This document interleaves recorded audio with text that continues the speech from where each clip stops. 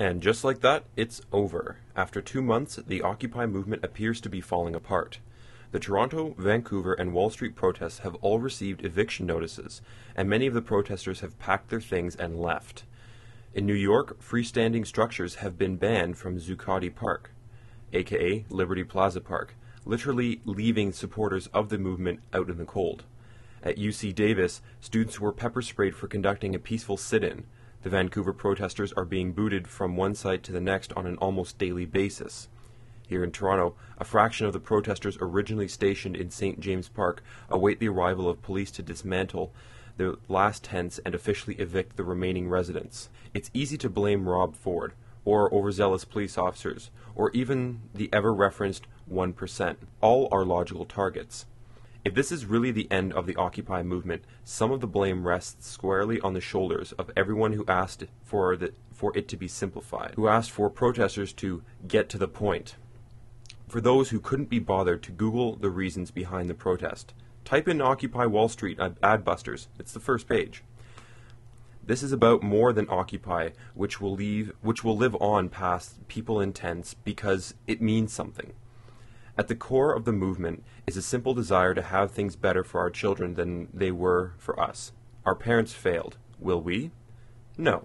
This is about willingness to learn, to expand horizons and absorb new information. You know, the thing you come to York to do?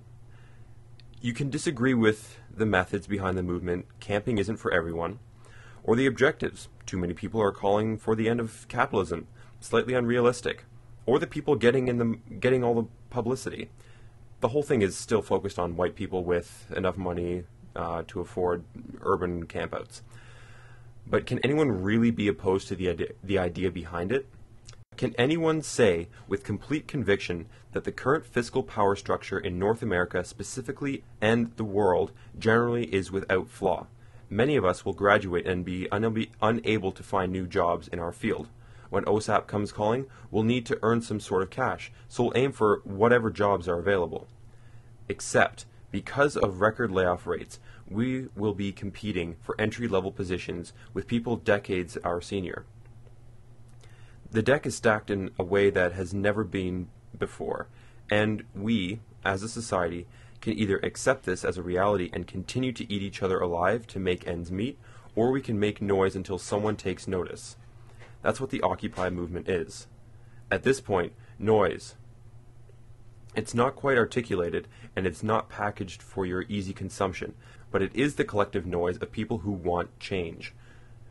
Who the hell are you to tell them that their request isn't concise, compelling, or collected enough for you to be concerned? Just because the topic is bigger and more confusing than you would prefer it to be, that doesn't give you free rein to completely disregard it. Down that path lies ignorance, and if you're reading this editorial, you're far too intelligent and good-looking to be ignorant, right?